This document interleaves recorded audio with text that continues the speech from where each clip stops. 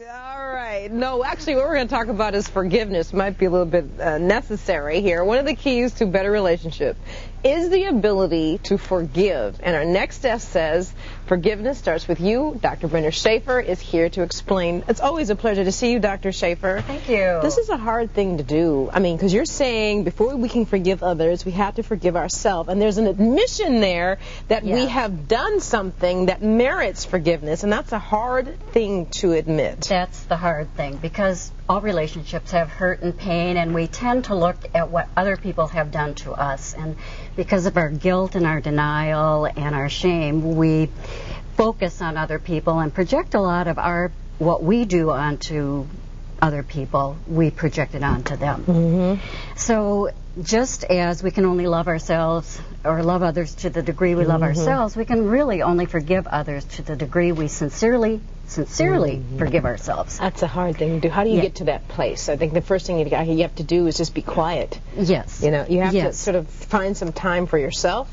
Yes, some private, uninterrupted time. And then relax and go to your heart. Mm-hmm. You know, we need to be compassionate with ourselves, and then go back in time.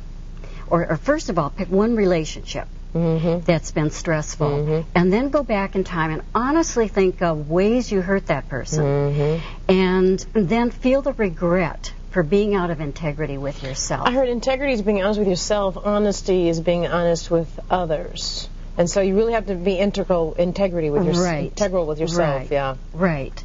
And then you make your amend to a person and you let go. That's no guarantee that they're going to forgive you or hear you, but you're doing this because basically you want to be in integrity. Self-forgiveness. That's the thing about why forgiveness is so important, is because you really do have to let it go and leave it there instead of carrying it into the rest of your life. Exactly.